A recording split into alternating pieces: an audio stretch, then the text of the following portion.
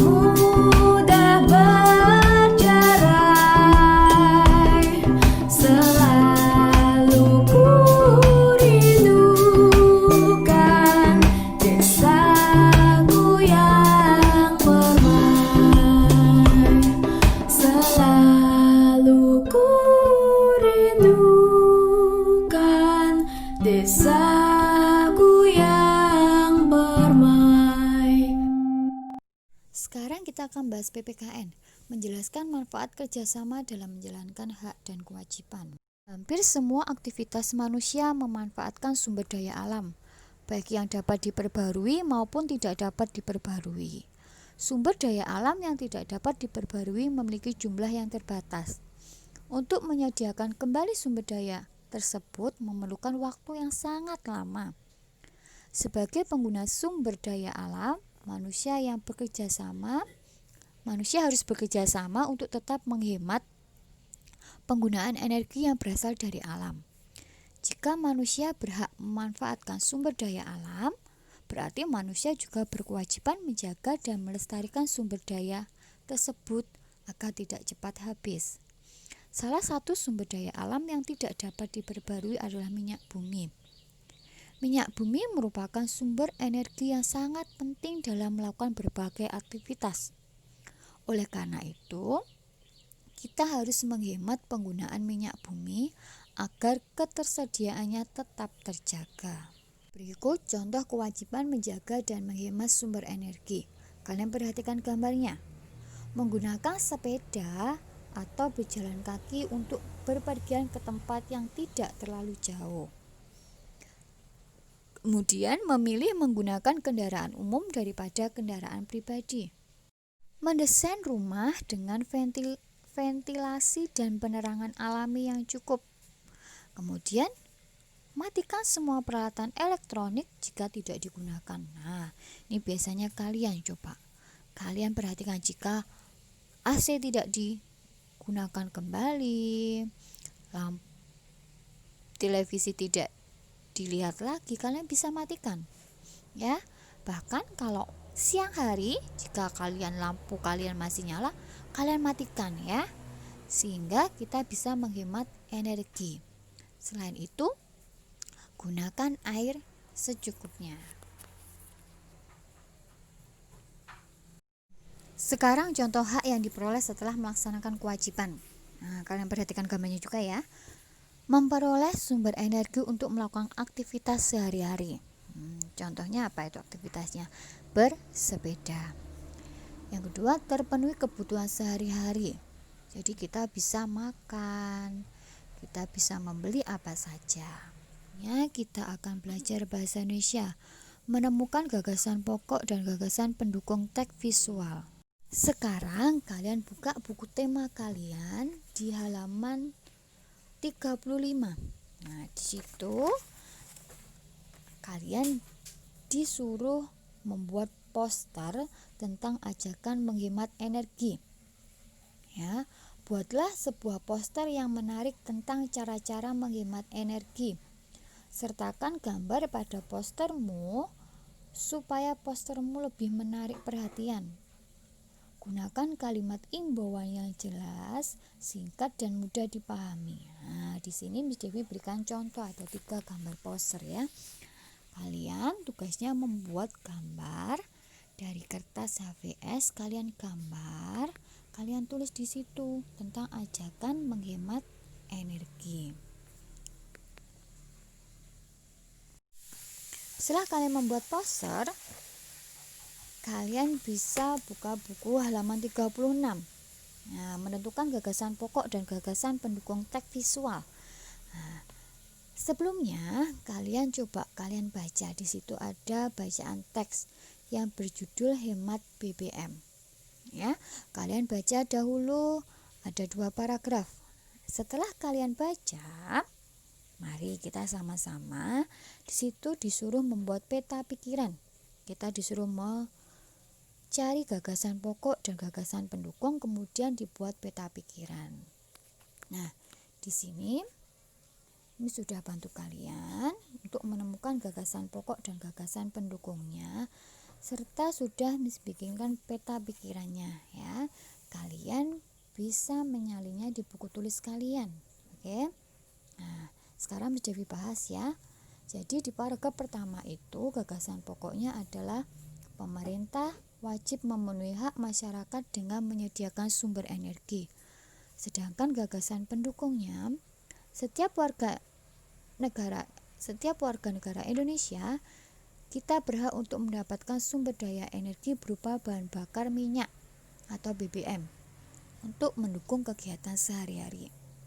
Di paragraf keduanya, gagasan pokoknya yaitu kita turut berperan serta membantu pemerintah dalam menghimbau setiap warga untuk menggunakan BBM secara bijak.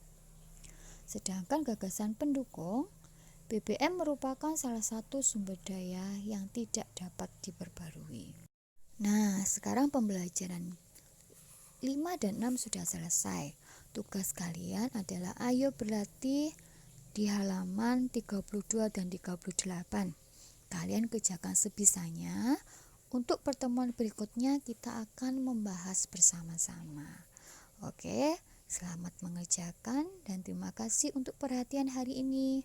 Tetap semangat dan jaga kesehatan kalian. Tuhan Yesus memberkati.